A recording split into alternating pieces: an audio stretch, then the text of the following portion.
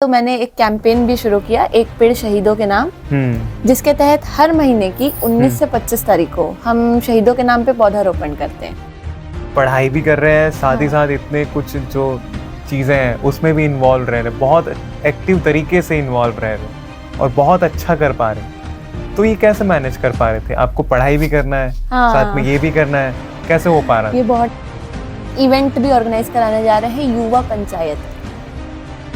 कई बार ऐसा हुआ है, बाहर जाना है तो क्लास में सूटकेस लेके जाते थे कि यार यहीं से चले जाएंगे बाहर। कई बार ऐसा होता था एग्जाम जल्दी लिख के नहीं काम के लिए जाना है, तो ऐसे प्रधानमंत्री जी के सामने अपना आइडिया प्रेजेंट करने का मौका मिलेगा। हमने वहाँ पे क्रिकेटर जॉन्टी रोड सर से भी हमारी मुलाकात हुई, फिर मनसुख मांडविया सर, तो बहुत सारे सेलिब्रिटीज थे।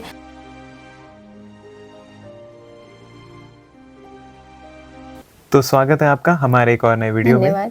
और मैं सबसे पहले आपके परिचय से शुरुआत करना चाहूँगा। मेरा नाम नन्नी दीक्षित है और मैं बचेली दंतेवाड़ा से हूँ। अभी हाल ही में मैंने अपनी BTech in chemical engineering complete की है फ्रॉम सेंट्रल यूनिवर्सिटी गुरु घासीदास विश्वविद्यालय बिलासपुर। मैं एक पर्यावरण कार्यकर्ता हूँ, एक सोशल वर्कर हूँ, युवाओं के लिए लगातार मैं काम कर रही हूँ। और मैं और मेरे पापा हमने मिलके बचेली में एक बंजर भूमि को एक अच्छे फॉरेस्ट में डेवलप किया है शहीदों के नाम पे। तो इसकी शुरुआत हमने की थी 26 जुलाई 2019 को। ये बहुत ही एक ऐसी डेट है जो सबको याद है, कारगिल विजय दिवस की डेट है ये। तो हमने इस दिन शुरुआत की थी और हमारे मन में एक ही चीज थी कि हमको शहीदों के लिए काम करना है। हम कैसे उन देश के लिए और सेवा कर सकते हैं, किस तरीके से हम सेवा कर सकते हैं। तो ये आया थॉट कि शहीदों के नाम से अगर हम पौधे लगाते हैं तो फिर वो हम एक तरीके से उनको पेड़ों के रूप में पुनर्जीवित कर रहे हैं। जब वो जीवित थे तब वो बॉर्डर में हमारे लिए हमारी रक्षा कर रहे थे, अब वो पर्यावरण प्रहरी के रूप में हमारी रक्षा करेंगे, कर सकते हैं। तो इसी को ध्यान में रखते हुए हमने आमोद अरण्य की शुरुआत की थी। तो आमोद अरण्य हमारा वो जो वन है उसका नाम है। तो आमोद का मतलब होता है खुशी, खुशहाल, और अरण्य का मतलब होता है वन, तो एक खुशहाल वन। तो इसी के साथ मैंने एक कैंपेन भी शुरू किया, एक पेड़ शहीदों के नाम, जिसके तहत हर महीने की 19 से 25 तारीख को हम शहीदों के नाम पे पौधारोपण करते हैं। क्योंकि हमारा ये था कि हमको एक अलग तरीके से ट्रिब्यूट देनी है। तो हमने कोई ऐसी डेट्स, देखिए डेट्स पे तो हर कोई याद रखते हैं, लेकिन अदर देन दैट आप याद कर रहे हो कि नहीं, और शहीदों को याद करने के लिए कोई दिन नहीं होता है। तो इसीलिए हमने ऐसा 90 to 25 हमने सेलेक्ट किया कि हम किसी भी वक्त शहीदों को याद कर सकते हैं, उनके लिए कुछ कर सकते हैं, ये मैसेज पहुंचाने के लिए हमने ये किया था। अच्छा, तो जैसे आप ये पर्यावरण संरक्षण में अभी अच्छे से काम कर रहे हैं, तो कुछ तो एक रहा होगा, कुछ एक चीज आपको हिट कर गया होगा कि हाँ मैं ये काम करूं, तो वो कौन सा मोड़ था? ये बहुत, इसकी बैक स्टोरी बहुत लंबी है थोड़ा। मेरे पापा के वजह से मुझे ये आया था मेरे मन में। अब तो बेसिकली ये था कि बचपन से ही मम्मी पापा सिखाते थे पर्यावरण के लिए काम करना। हमारे यहाँ तो मतलब पेड़ों की पूजा होती है, तो ये सब चीजें मम्मी सिखाती रहती थी कि ठीक है पेड़ों की पूजा करनी चाहिए। हम पहले से भी हम पेड़ों को हम रक्षाबंधन में रक्षा सूत्र बांधना, ये सब चीजें हम बचपन से हमको सिखाई जा रही थी जी। अब मेरे पापा है कॉन्ट्रैक्टर। अब कॉन्ट्रैक्टर का वर्क ये होता है लाइक उनको कई बार पेड़ कट करना, ये सब चीजें आती है। तो ये बैक इन 2018 मेरे पापा को एक टेंडर मिला था, तो उसमें पेड़ कट उनको करना पड़ा था। तो हालांकि वो चीजें उनको पूरी डॉक्यूमेंटेशन पूरा प्रोवाइड, उन्होंने सब चीज चेक किया था कि कितने काटे जा रहे हैं, उससे पहले जो प्रोटोकॉल है वो कंपनी वो फॉलो कर रही है कि नहीं, वो सब चीजें चेक हुई थी। सारा प्रोटोकॉल के हिसाब से था। प्रोटोकॉल के हिसाब से था।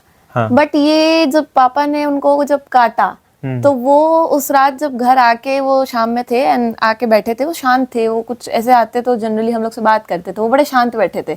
अच्छा। तो मैंने पूछा उनसे कि पापा क्या हुआ है ऐसा, आप एकदम साइलेंट क्यों बैठे हो। मम्मी ने भी पूछा क्यों ऐसे बैठे हो। तब उन्होंने कहा यार इतने सालों से मैं कॉन्ट्रैक्टर हूँ, काम कर रहा हूँ, आज पता नहीं अच्छा नहीं लग रहा है मुझे। तो हमने पूछा कि ऐसा क्या किया आपने, तो बोलते कि पेड़ कट किया था, तो मेरे को नहीं अच्छा लग रहा है वो चीज।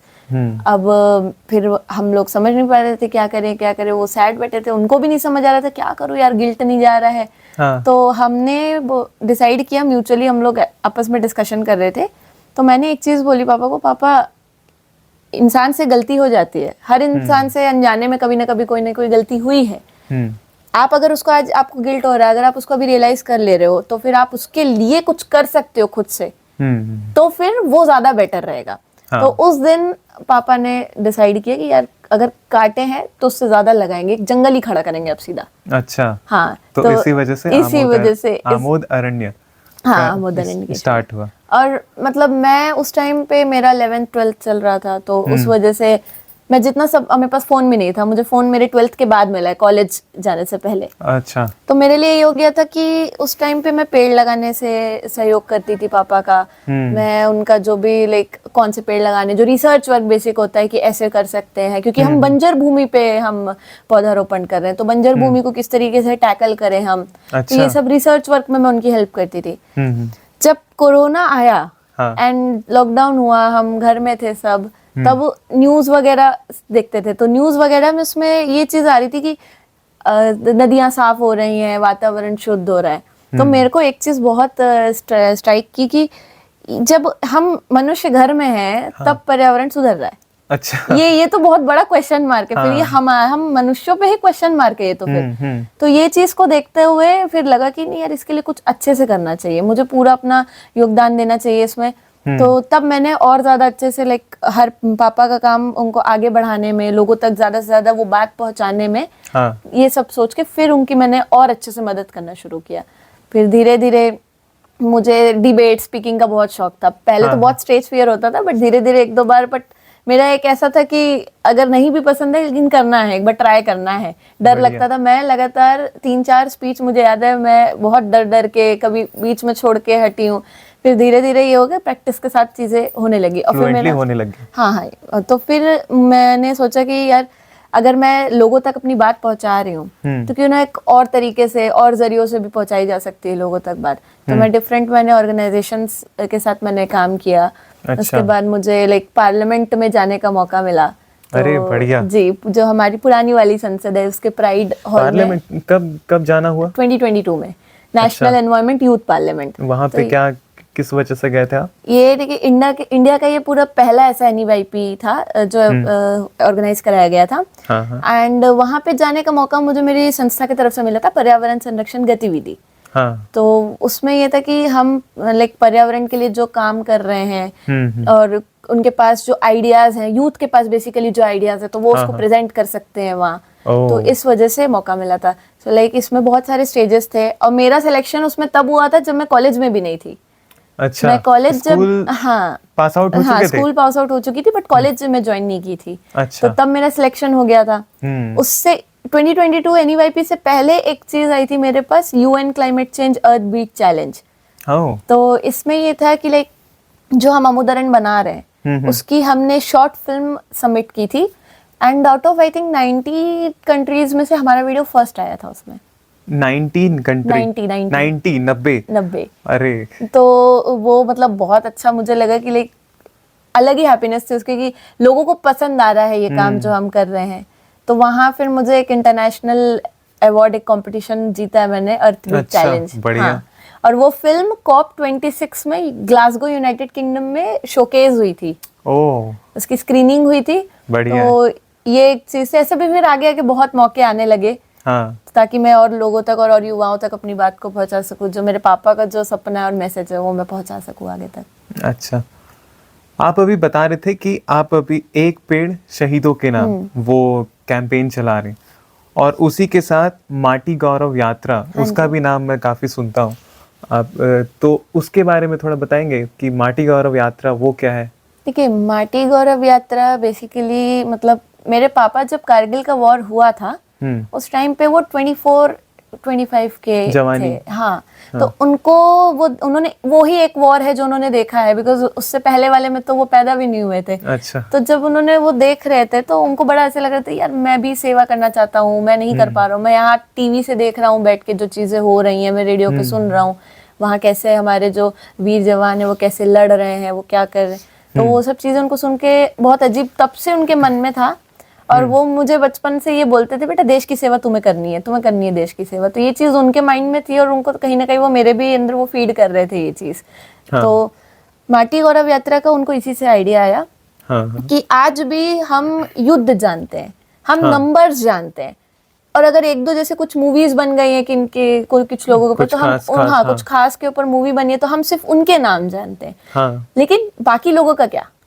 सही वो बात है। एक क्वेश्चन मार्क था। वो भी उतना ही कंट्रीब्यूशन हाँ किए। एग्जैक्टली, उन्होंने भी उतना ही कंट्रीब्यूशन दिया। हाँ। तो इसीलिए पापा ने बोला कि हम यहाँ पे जो वन अगर हम बना रहे हैं, हम शहीदों के नाम पे बना रहे हैं, उन सबको पहचान मिलनी चाहिए।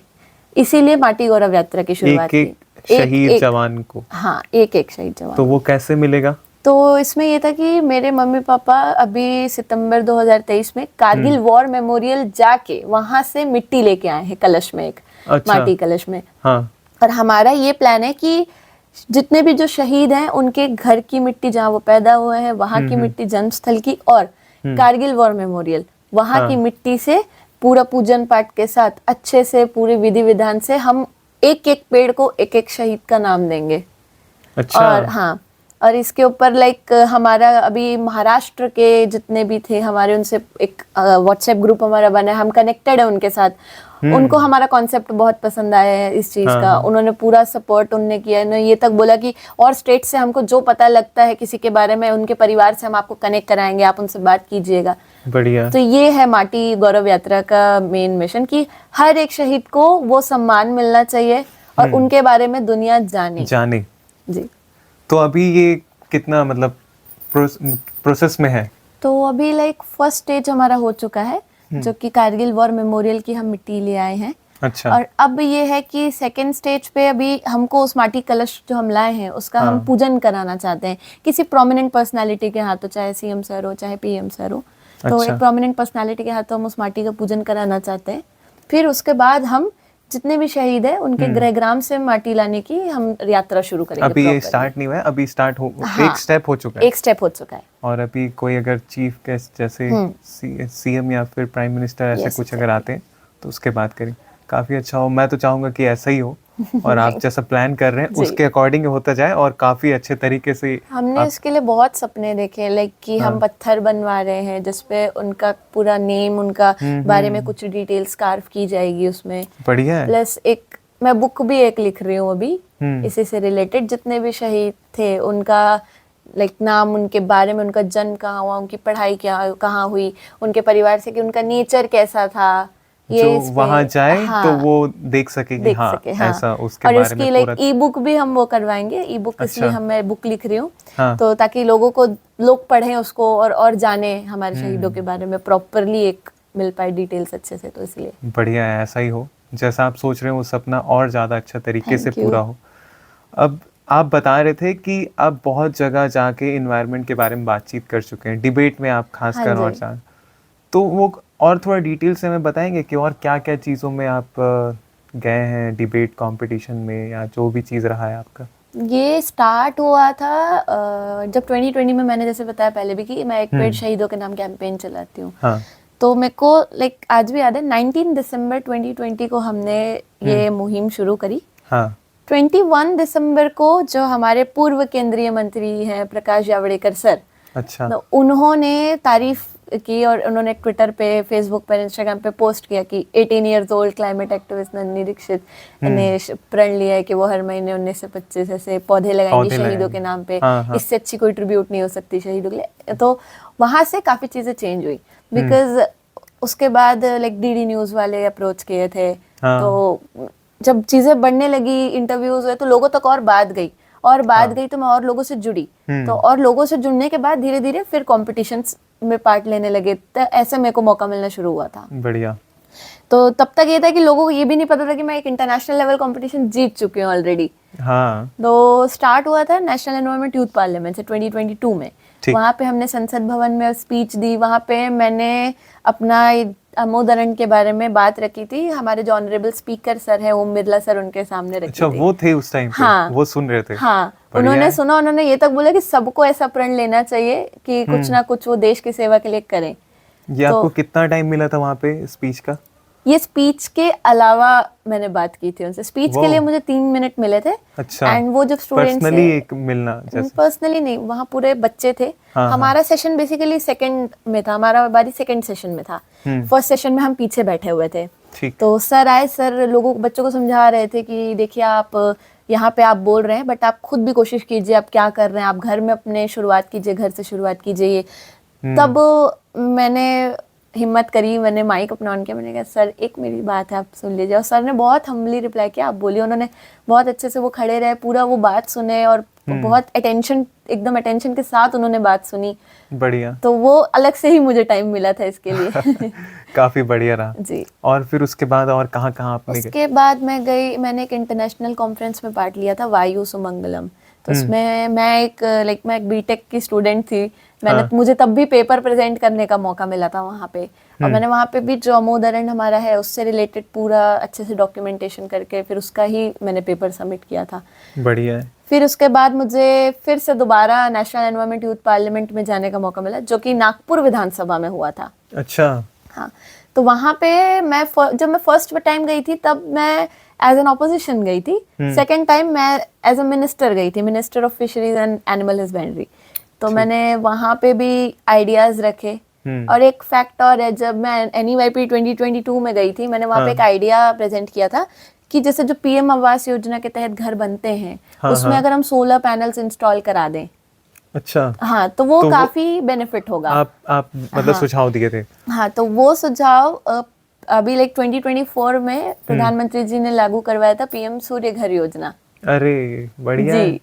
और उसी के साथ में प्रधानमंत्री जी ने उसके 2 या 3 महीने बाद जम्मू कश्मीर के उनका एक कॉन्फ्रेंस हो रहा था। तो उनके भाषण में उन्होंने ये चीज भी इंक्लूड की थी कि जैसे वहाँ जो तालाब है जो बन रहा है उसके आसपास आप वहाँ के शहीदों के नाम पे पौधे लगाएं। अच्छा। हाँ जी। तो ये 2 चीजें, हाँ, तो ये भी हुआ था। फिर उसके बाद मुझे मौका मिला था विकसित भारत यंग लीडर्स डायलॉग में। वो एकदम अनएक्सपेक्टेड था मेरे लिए। कैसे? क्योंकि मेरे को नेशनल एनवायरमेंट यूथ पार्लियामेंट 2025 में भी मौका मिलने वाला था जाने का। राजस्थान विधानसभा में ये हो रहा था। अच्छा। उस टाइम पे बट ये था कि आपको यूनिवर्सिटी से पार्ट लेना है एंड देन आपका फिर नेशनल लेवल और स्टेट लेवल होगा एंड देन नेशनल लेवल पे आप जा सकते हैं। ठीक। यूनिवर्सिटी लेवल पे मैंने परफॉर्म किया, सब चीज़ ठीक रहा। मैं ऑर्गेनाइजेशन का भी पार्ट थी, फिर भी मैंने यूनिवर्सिटी की तरफ से भी परफॉर्म किया। मैं ऑर्गेनाइजेशन को भी रिप्रेजेंट कर रही थी और एज खुद को भी मैं रिप्रेजेंट कर रही थी। तो फिर कैसे आपको जाने का मौका मिल गया? मुझे जाने नहीं मिला, बट उससे कुछ बेटर मुझे मिला। कैसे? बढ़िया, बेटर ऐसे मिला क्योंकि अब मेरे को आज भी याद है, आई थिंक मैं डेट शायद मैं स्किप कर रही हूँ, 22 दिसंबर शायद ये डेट थी कि मैंने पूछा, रिजल्ट आया कि यूनिवर्सिटी से कितने लोगों का नाम आगे गया। मेरा नाम ही नहीं था उसमें। अब एक ये चीज होती है ना, आप जब परफॉर्म करते हो आपको खुद की परफॉर्मेंस से अंदाजा हो जाता है कि आपका नाम आएगा या नहीं आएगा। हाँ। मुझे पूरा श्योर था, मैंने बहुत अच्छा परफॉर्म किया है, मैंने वीडियो भी मैंने बनाया था। तो उसके बाद मुझे बहुत बुरा लग रहा था, मैं थोड़ा सा रोई भी। मैंने मम्मी को ये चीजें बताई कि मम्मी ऐसा ऐसा उन्होंने किया। फिर मम्मी ने भी मुझे समझाया, पापा भी हमेशा, पापा का ये रहता है हमेशा कि ठीक है, जो होना था हो गया, आगे देखो, कोई बात नहीं। वो कभी मतलब ऐसे फोर्स नहीं करते किसी चीज को लेकर कि क्यों नहीं हुआ, कभी क्वेश्चन नहीं। ही इज लाइक ओके, कोई बात नहीं, कुछ और आ जाएगा बेटर। जी। उसी रात को मुझे MyGov का एक ऐसे लिंक मैसेज में आ जाता है ना, कभी कभी आपको प्रमोशन के लिए आपका एक क्विज आया है, आप इसे अटेम्प्ट करिए। तो विकसित भारत क्विज था, तो मैंने तो मैंने सोचा कि यार कुछ तो करना है, चलो मैं क्विज अटेंड कर लेती हूँ। मैंने वो क्विज को अटेंड किया। 3-4 दिन के बाद मुझे मैसेज आ रहा है कि आपका आगे स्टेट लेवल के लिए आगे चला गया है नाम। सॉरी, इससे पहले यह था कि आपको ब्लॉग एक लिखना था। हाँ, सेकंड स्टेज पे था कि आपको ब्लॉग लिखना है एक। तो मैंने ब्लॉग लिख के सबमिट किया। मैं उसमें विकसित भारत में 11 थीम्स है, स्टार्टअप, स्पोर्ट्स और फिर steering India towards sustainable future. तो मैंने एनवायरमेंट वाला थीम लिया, मैंने उसमें ब्लॉग पूरा लिखा, मैंने उसमें सजेशंस भी दिए। तो फिर मुझे 3-4 दिन बाद मैसेज आ रहा है कि आपका स्टेट लेवल के लिए सिलेक्ट हो गया है। बढ़िया। अब फिर मैंने उस कंपटीशन के बारे में अच्छे से पढ़ा कि ये एग्जैक्टली था क्या। उन्होंने ब्लॉग लिखने तो बोला, चलो उसके आगे अब क्या, स्टेट लेवल के आगे क्या। तब मुझे वहां पता चला कि अगर ये इसमें मैं जीतती हूँ तो मुझे भारत मंडपम, जहाँ G20 समिट हुआ था, वहां पे प्रधानमंत्री जी के सामने अपना आइडिया प्रेजेंट करने का मौका मिलेगा। मैं शॉक्ड हो गई, हे भगवान क्या हो रहा है मेरे साथ। फिर मैं स्टेट लेवल की मैंने प्रिपरेशन करी, मैंने PPT अच्छे से तैयार किया, मैं गई वहां पे प्रेजेंटेशन दे के आई। मैं इंटरव्यू भी लिया गया था हमारा वहां पे। अच्छा। आई वॉज कॉन्फिडेंट उस टाइम पे कि नहीं हो जाएगा, मैं जा रही हूँ Bharat Mandapam, no doubt. And 1 जनवरी या 31 दिसंबर की रात का है कि मेरे को व्हाट्सएप पे ग्रुप पे मैसेज आ रहा है कि ये सिलेक्टेड पार्टिसिपेंट्स है। तो हाँ, आउट ऑफ 45 स्टूडेंट्स मेरा भी नाम उसमें था। अरे। और सबसे बड़ी बात ये, जो नेशनल एनवायरनमेंट यूथ पार्लियामेंट हो रहा था वो 17-18 जनवरी को हो रहा था। अच्छा। और मेरा जो भारत मंडपम वाला इवेंट था वो 12th एंड 13th को था। हाँ। तो आई वाज लाइक कि देखो कुछ बेटर आ गया, उससे बहुत ज्यादा बेटर आ गया। हाँ सही है, मैं उससे अपना तो आइडिया कई गुना सीधा मैं बेहतर। पीएम सर के सामने हम प्रेजेंट करेंगे, उससे ज्यादा बड़ी बात क्या हो सकती है। हाँ। और वहां पे फिर हमने जाके प्रेजेंटेशन दी, वो एक्सपीरियंस बहुत बढ़िया एक्सपीरियंस था। मतलब हमने वहाँ पे क्रिकेटर जॉन्टी रोड सर से भी हमारी मुलाकात हुई, फिर मनसुख मांडविया सर, तो बहुत सारे सेलिब्रिटीज थे। और हम वहाँ ऐसा माहौल था कि आप आते जाते आप किसी से भी बात कर सकते हो। नीति आयोग के हेड थे वहाँ पे, बहुत सारे लोग थे, तो हमने सबसे बात करी। हमारे finance minister sir OP Chaudhary sir भी वहाँ पे थे, और वो तो ऑलरेडी बच्चों से इतना कनेक्शन फील करते हैं, तो वो पूरा आराम से घूम रहे, जो उनसे मिल रहा है उनसे वो अच्छे से बात कर रहे हैं, उनके साथ डिस्कस कर रहे हैं बच्चों के साथ। तो बहुत अच्छा एक्सपीरियंस रहा ओवरऑल। तो आपने आइडिया फिर शेयर किया? हाँ, मैंने वहाँ शेयर किया था। वहाँ पे हमारी पीपीटी, हमारी जब प्रेजेंटेशन हुआ तो उसमें हमारा आइडिया वहाँ सर के सामने प्रेजेंट होने के लिए सिलेक्ट हुआ था। तो बहुत, लेकिन मेहनत बहुत लगी थी इसके पीछे, क्योंकि वो पीपीटी को पहुँचाना वहाँ तक, वो आइडिया वहाँ तक पहुँचाना, वो बहुत बड़ा बात था, बहुत बड़ा बात था। वो प्रिपरेशन मैं कभी नहीं भूलूंगी कि एक दिन, बोलते ना एक दिन की चांदनी के लिए क्या क्या करना पड़ा था। मैं और पापा कितना डिस्कशन करते थे, कितनी रातों की नींदें एकदम गवाई हमने कि नहीं यार वहाँ की प्रेजेंटेशन अच्छी होनी है एकदम। फिर भी उसका फल तो बहुत अच्छा मिला। फल तो बहुत अच्छा मिला, नो डाउट। आप इतना बता रहे हैं, मैं खुद सोच में पड़ जा रहा हूँ कि आप पढ़ाई भी कर रहे हैं, साथ ही साथ इतने कुछ जो चीज़ें हैं उसमें भी इन्वॉल्व रह रहे, बहुत एक्टिव तरीके से इन्वॉल्व रह रहे और बहुत अच्छा कर पा रहे। तो ये कैसे मैनेज कर पा रहे थे? आपको पढ़ाई भी करना है, साथ में ये भी करना है, कैसे हो पा रहा था? ये बहुत टफ है, बहुत टफ है। मेरे डार्क सर्कल्स इसका जवाब दे सकते हैं। सोना तो बिल्कुल भूल जाना पड़ता है फिर ऐसे में। लेकिन ये कहीं ना कहीं, जैसे अब मम्मियाँ भी हैं हमारी, एक बार में कितनी मल्टीटास्किंग है, 4 काम एक साथ कर लेते, तो कहीं ना कहीं वो जीन्स तो आते ही हैं। तो ये था मन में कि करना है तो फिर तो मैनेज किया है। क्लास कई बार ऐसे हुआ है, बाहर जाना है तो क्लास में सूटकेस लेके जाते थे कि यार यहीं से चले जाएंगे बाहर। कई बार ऐसा होता था एग्जाम जल्दी लिख के नहीं, काम के लिए जाना है, तो ऐसे करके मैंने मैनेज किया। नींद आई थिंक मैंने कॉलेज के ईयर्स में 4 साल में आई, कोई भी हार्डली 1-2 दिन मुझे मिला होगा जिसमें मैं 8 घंटे सोई होंगी, वरना other than that 4 hours 5 hours की नींद में उठ के काम करना, ये करना वो करना, सारी चीज वैसे ही रहता था। तो उसमें पढ़ाई आपका इफेक्ट होता था कि नहीं?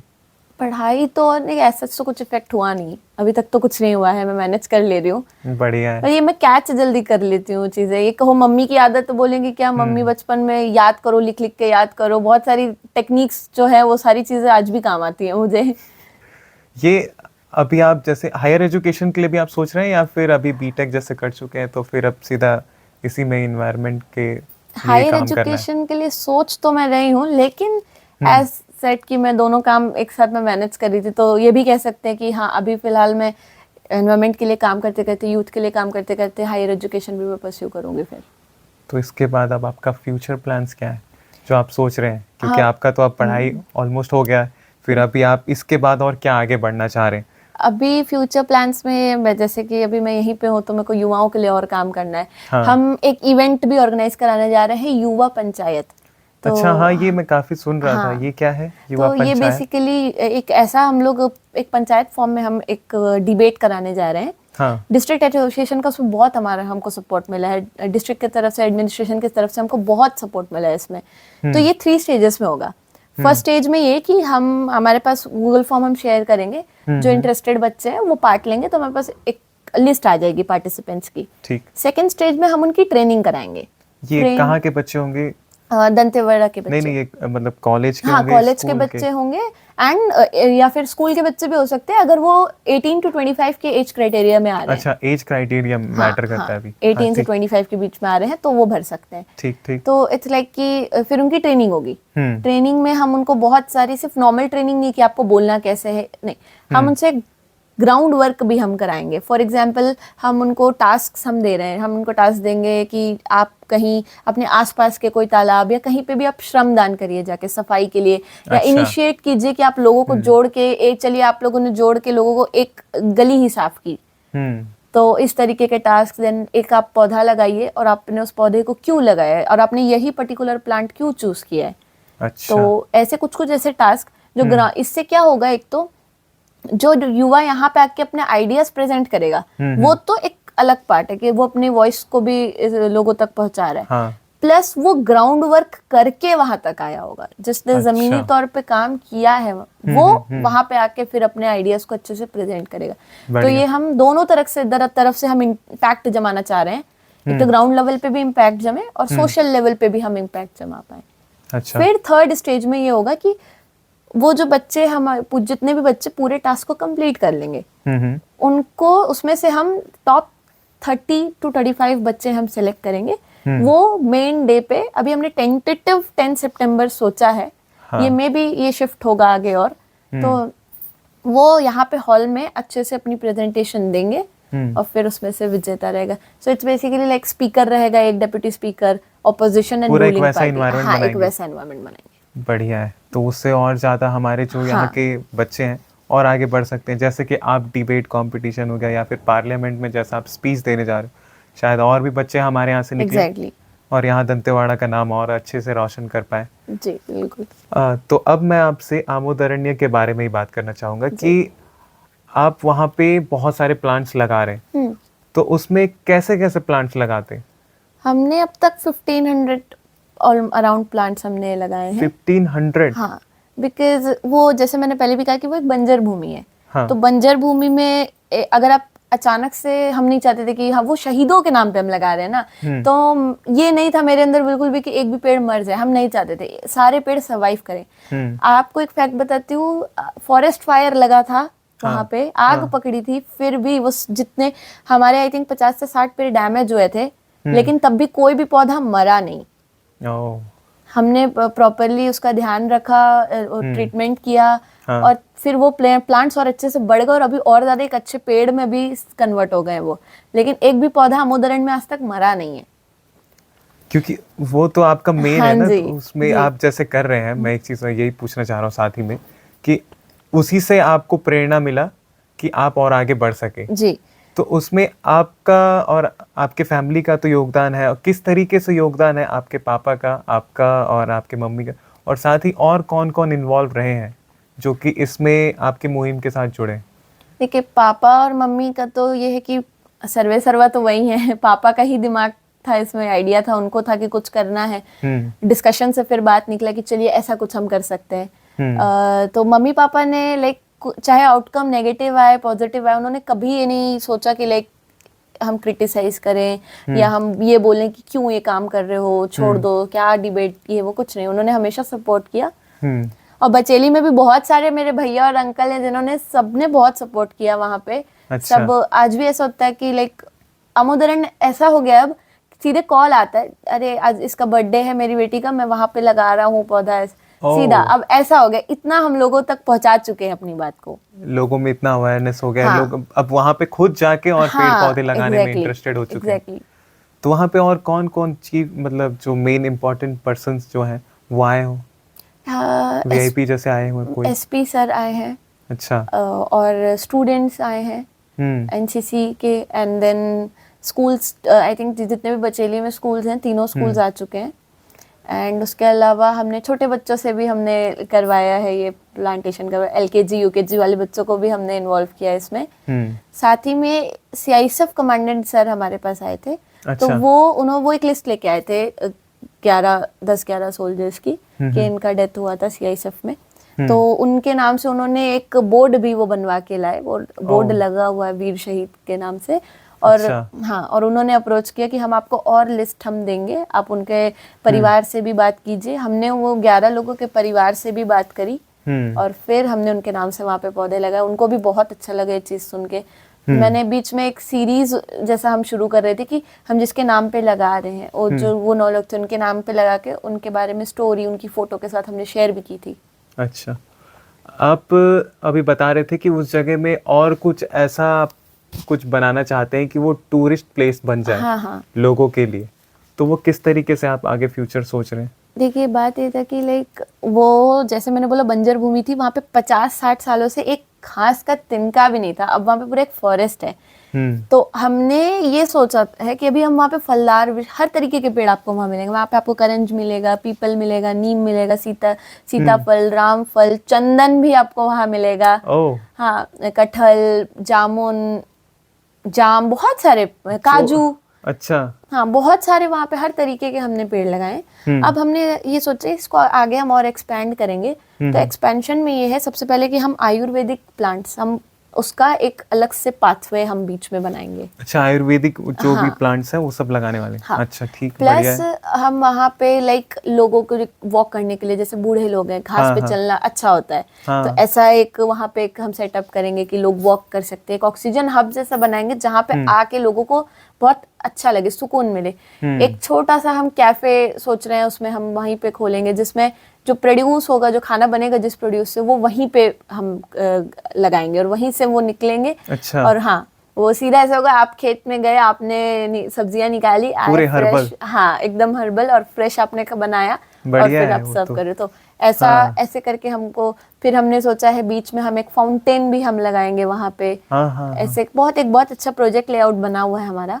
तो नंदिनी जी, आप इतने सालों से काम कर रहे हैं एनवायरनमेंट के ऊपर जी, तो आपको कई सारे अवार्ड मिले हैं, ये हमें पता चला है। तो आपका सबसे खास कौन सा अवार्ड रहा है और आपका बेस्ट एक्सपीरियंस भी हमें बताइए उसी के साथ। देखिए, अवार्ड्स तो मेरे सारे ही बहुत क्लोज रहे, सारे ही क्लोज हैं। लेकिन जो पहला था इंटरनेशनल लेवल जो था, अमोदरण्य को, मैं ये मानती हूँ मेरे जितने भी अवार्ड्स वो मेरे नहीं है, वो अमोदरण्य के हैं। हमारे जो हमारे शहीदों के नाम पे हम लगा रहे हैं वो उनके हैं बेसिकली। अच्छा। तो सबसे पहले जो अमोदरण्य को मिला था, तो वो अवार्ड अर्थबीट चैलेंज का, वो बहुत मुझे मतलब बहुत क्लोज है।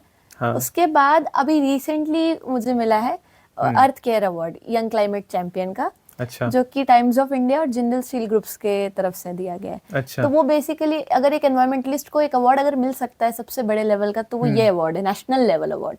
पूरे इंडिया से टॉप 6 लोगों को ही ये अवार्ड मिला है।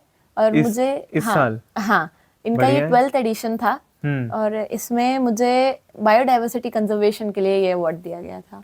I still remember the day, मुझे जब कॉल आया था सर का कि टाइम्स ऑफ इंडिया की तरफ से, मैंने कंपटीशन में भरा था, मुझे ये नहीं अंदाजा था कि टाइम्स ऑफ इंडिया की तरफ से भी है। तो उन्होंने बोला मैं टाइम्स ऑफ इंडिया की तरफ से बोल रहा हूँ, आप one of the highest scorers हो हमारे। तो वो पूरी डिटेल्स ले रहे थे, फिर उन्होंने सारी चीजें हमको बताई। तब आई वाज लाइक ओके, जो मैं चाह रही थी वही है। तो वो बहुत अलग एक्सपीरियंस था। उसमें लाइक हमें ट्रॉफी मिली एंड हमें कैश प्राइज भी मिला 50,000 का। तो ये एक अवार्ड बहुत वो। सेकंड, अगर मैं एक्सपीरियंस की अगर कोई बात करूँ जो बहुत अच्छा कोई एक्सपीरियंस हुआ है, तो वो सोल कॉन्क्लेव था, स्कूल ऑफ अल्टीमेट लीडरशिप। तो ये लाइक ऐसा था कि इसमें 2 दिन का सेशंस थे हमारे, जिसमें जो former chief justice of India, फिर हमारे जो एनवायरमेंट मिनिस्टर हैं भूपेंद्र यादव सर, अश्विनी वैष्णव सर, बहुत सारे लोग, लाइक गुकेश डोमरा जो चेस प्लेयर हैं, वो भी आए थे। तो बहुत सारे ऐसे प्रोमिनेंट पर्सनालिटीज थे जिनसे हमको इंटरेक्ट करने का मौका मिला था। और उनसे हमको लाइक बातचीत करके उनसे और सीखने का हमको मौका मिला था। अच्छा। तो सोल एक बहुत अच्छा इवेंट है जिसमें ऑल ओवर इंडिया, जैसे इट वाज लाइक कि विकसित भारत में 3000 बच्चे गए थे पूरे इंडिया से। सोल कॉन्क्लेव में विकसित भारत पे जो बच्चे गए थे उसमें से टॉप 200 सिलेक्ट किए गए थे और उसमें भी मेरा नाम था। 3000 में से 200 लोगों को, उसमें आप भी थे। तो वो बहुत बहुत अलग एक्सपीरियंस था। सारा चीज सरकार ने हमारे लिए किया था, जो भी आना जाना फ्लाइट से सब चीजें। इसमें तो ओवरऑल जर्नी बहुत अच्छी रही। इसमें ये कहाँ हुआ था? ये हुआ था भारत मंडपम में ही हुआ था। मैं जनवरी में मैं विकसित भारत के लिए गई थी एंड फेब में मैं सोल कॉन्क्लेव के लिए फिर से गई। बढ़िया है। तो उसमें का वहाँ क्या क्या हुआ था, मतलब जैसे आइडिया शेयर करने का क्या? वहाँ पे आइडिया, आप अपने सवाल आप सर से पूछ सकते हैं, जिनसे आपको मैंने, आप उनसे सवाल पूछ सकते हैं, आप उनसे गाइडेंस ले सकते हैं, बातचीत कर सकते हैं। तो ये बेसिकली लीडरशिप के ऊपर एक इवेंट था। अच्छा जी। तो उसमें था कि मैंने एनवायरमेंट मिनिस्टर सर है जो हमारे माननीय भूपेंद्र यादव जी, उनसे भी मैंने सवाल किया, उन्होंने बहुत अच्छे से उसका जवाब दिया। एंड ओवरऑल बहुत अच्छा एक्सपीरियंस रहा था उसका। इसमें जैसे हमारे जो मिनिस्टर ऑफ स्टेट हैं तोकन साहू सर, वो भी बहुत एज ए मेंटोर बहुत अच्छे से वो सपोर्ट करते हैं और गाइड करते हैं, चाहे विकसित भारत में हो, चाहे लाइक हम सोल से जब वापस आ रहे थे तो लकीली हम जिस फ्लाइट में थे सर भी उस फ्लाइट में ही से ही जा रहे थे, रायपुर वापस आ रहे थे। उनको जैसे ही पता चला कि लाइक छत्तीसगढ़ से 6 बच्चे गए थे, तो ये 6 बच्चे सोल कॉन्क्लेव में जाके वो प्रधानमंत्री से मिलकर आए। उन्होंने हम लोग से बातचीत करी और हमसे एक्सपीरियंस पूछा, कोई हमको तकलीफ तो नहीं हुई। एंड फिर उन्होंने हम लोगों को प्रॉपरली जब रायपुर से जिसको जहाँ जाना है उन्होंने ड्रॉप भी करवाया एयरपोर्ट से सबको। बढ़िया है जी। एंड इतना ही नहीं, लाइक उन्होंने मेरे पेरेंट्स से भी बात करी। ओहो, तो लाइक हाँ, तो काफी उन्होंने अच्छा भी हो गया बहुत फिर तो। हाँ, वो तो मेंटोर जैसे, तो वो तो बहुत अच्छा सपोर्ट उनकी तरफ से हमेशा रहता है। उनकी तरफ से कभी ऐसा नहीं रहा है कि लाइक उन्होंने हमेशा गाइड ही किया है और हमेशा अच्छा ही सोचा है कि आमोदरण के लिए भी और सबके लिए कि ऐसे कर सकते हैं और क्या कर सकते हैं। बढ़िया है। आप इतने समय में इतना सब चीज़ अचीव कर लिए, लेकिन ऐसा होता है ना कि अचीवमेंट के साथ कुछ कुछ क्रिटिसिज्म भी कोई कोई कर देते हैं या कुछ तो होता होगा। तो आपके साथ ऐसा हुआ है या फिर नहीं हुआ है? लंबी सांस ले लेती हूँ क्योंकि एक बार में बोलना है अब। क्रिटिसिज्म बहुत ज्यादा मिला, बहुत ज्यादा। एक ना 2 तरीके के लोग होते हैं। एक ये रहता है कि जो चीज देख ली वो उसी पे बिलीव करेंगे। एक वो होते हैं जो जांच पड़ताल करके चीजों के लिए बोलते हैं। ठीक। अब मैं बहुत अगर एक सेलिब्रिटी टाइप साउंड करेगा, मैं मान रही हूँ, लेकिन ये एक चीज है। मैं पर्यावरण के लिए काम कर रही हूँ। मैं एक एग्जाम्पल है, मैंने एक फोटो पोस्ट करी, तो मैंने बैग लिया हुआ है, उसमें मेरी बॉटल है प्लास्टिक की, वो लगी हुई है बैग में साइड में। पीपल आर लाइक कि पर्यावरणविद बनते प्लास्टिक बॉटल रखे। ब्रो, पानी प्यास लगी है, खरीदना तो पड़ेगा। बॉटल को लेके मैं जाके उसको साफ करके उसमें इको ब्रिक बना रही हूँ, ये नहीं दिखेगा। तो इट्स लाइक कि वो उनको पता है कि वो हार्म कर रहे हैं एनवायरनमेंट को, बट उसके लिए कुछ कर नहीं रहे। पर वो क्रिटिसाइज करने से पीछे नहीं हट रहे हैं कि भाई ठीक है, खुद कुछ नहीं लगा रहे हैं, कुछ एक पेड़ नहीं, कुछ घर की सफाई नहीं, खुद कुछ नहीं कर रहे, लेकिन जो सामने वाला अगर कुछ अच्छा कर रहा है उसको ना देख के जो वो गलती कर रहा है वो उसको पकड़ रहे हैं, उसमें ही नजर है उनका। हाँ, तो एक तो इस टाइप का रहता है। सेकंड हमको मिला है लाइक, मैं स्टार्टिंग में रोड में मैं अकेले निकलती थी क्लाइमेट स्ट्राइक के लिए। मैं लोगों को नुक्कड़ नाटक इन सब के थ्रू बताना, घर घर, हाँ, घर घर जाके मतलब प्रमोशन करना कि आप पेड़ लगाइए, आप ऐसे करिए पर्यावरण के लिए। तो मैं और मम्मी हम दोनों जाते थे, फिर धीरे धीरे इवेंचुअली फिर टीम बनी। बट ये भी तब हुआ जब फॉर्मर जो environment minister Prakash Javadekar sir, उन्होंने तारीफ की। अच्छा। उसके बाद लोगों को ये लगने लगा नहीं यार, इनका पॉजिटिव आउटकम आ रहा है, तो ऐसे करके लोग जुड़े। एंड इट्स लाइक कि घर में भी सब लोग ऐसे बोलते थे कि मम्मी पापा को कि एक ही लड़की है, इन सब में क्यों डाल रहे हो, पढ़ने लिखने दो, ये वो करने दो। तो इस टाइप का क्रिटिसिज्म। मैं एक सिंगल गर्ल चाइल्ड भी हूँ, तो ये बकवास और फालतू की बातें सुनी अपने लिए। तो एक पॉइंट तो ऐसा लगता था मुझे कि यार तुम्हें गॉसिप चाहिए मुझसे आके पूछ लो, मैं दे रही हूँ क्या मेरे बारे में गॉसिप। मुझे तो ऐसी बातें, मेरे को अपने बारे में कभी कभी ऐसी बातें सुनने में आती थी, ये कब हो गया। अच्छा। तो इस टाइप का, जबकि कुछ नहीं करते थे। मेरे कई ऐसा था कि क्लासमेट्स भी काफी, मतलब काफी लोग अच्छे दोस्त थे, काफी जगह पे थे कि क्लासमेट्स को नहीं पसंद पड़ती थी चीजें कि लाइक कि इतना कुछ कैसे हो रहा है, ये कैसे क्यों इतना पॉपुलर बनते जा रहे हैं, मैं ही क्यों बोल रही हूँ। तो वो भी चीजें देखी हैं। तो इट्स लाइक हुआ है क्रिटिसिज्म तो बहुत। मैं स्टोरी में बताने लगी तो बहुत ज्यादा वो हो जाएगा मैं तो, इसीलिए, लेकिन बहुत ज्यादा ये है। तो फिर कैसे टैकल किए इतने सारी परेशानियां? स्टार्टिंग में ऑनेस्टली रोना आता था, मैं कई बार रोई भी हूँ, मुझे बुरा लगता था कि यार ऐसे कैसे बोल देते हैं लोग, अच्छा भी काम कर रहे हो तो भी बोल देते हैं। फिर एक चीज मुझे फिर ये समझ में आने लगा कि लाइक दूसरे स्टेट से बैठ के कोई सोच रहा है, क्या सोच रहा है, क्या बोल रहा है, क्यों फर्क पड़ रहा है मुझे। अननोन पर्सन क्या? अननोन पर्सन या नोन पर्सन से तो चलो समझ में आता है एक बार के लिए, अननोन पर्सन से भी तो मैं क्या ही बोलूं। मिलने लग जाए तो फिर सही है। तो और वो भी कुछ गलत भी नहीं कर रहे तो भी हेट मिल रहा है। तो फिर ये समझ में आने लग गया कि ठीक है भाई, उनको जो करना है करने दो। कहीं ना कहीं मेरा मन तो गिल्ट फ्री है कि हाँ मैं काम कर रही हूँ, मैं अपनी मेहनत पे हूँ जो भी हूँ आज। तो वो कहीं ना कहीं तो उनको कुछ ना कुछ बोलने के लिए चाहिए। मैं कई बार मेरे को हाइट को लेकर बोल दिया जाता है। अच्छा, कि आपकी हाइट बहुत कम है। सबसे अगर क्या बात हुआ ये बोलते अरे इसकी हाइट बहुत कम है, हाइट कम है, बस सब ठीक है, नन्ही का सब ठीक है, हाइट बहुत कम है। तो वोकल तो बहुत ज्यादा है ना। वही चीज है। तो इस चीज को लेकर भी बहुत मैंने अपने लिए सुना है। हाइट को तो बहुत ज्यादा सुना है मैंने। भाई ठीक है, हर किसी की अपनी एक बॉडी है, एक जेनेटिक होता है। आप उनके सोच विचार उनको देखो। सोच विचार उनको देखो। तो लेकिन लोगों को वही चीजें पकड़नी है एकदम कि जो उसमें थोड़ा खोटा है उसी चीज को ही मैं देखना तो है। तब भी सजेस्ट करती हूँ, मैंने तब भी कभी भी ये नहीं सोचा कि लाइक मैं हील्स आज भी नहीं रखती, बहुत मतलब एक दो पार्टी वेयर के लिए कभी भी। इतना सब के बाद भी मम्मी ने मुझे हमेशा ये चीज सिखाई, पापा ने भी, कि कोई कुछ भी बोले मत ध्यान दो, कोई दिक्कत नहीं है, कुछ नहीं है, उनके कहने से भी तुम्हारी हाइट नहीं बढ़ रही है ना, तो वो अगर इतनी उनको चिंता है लाके दे दे कॉम्प्लेन के भर भर के डब्बे, भाई पी लूंगी मैं।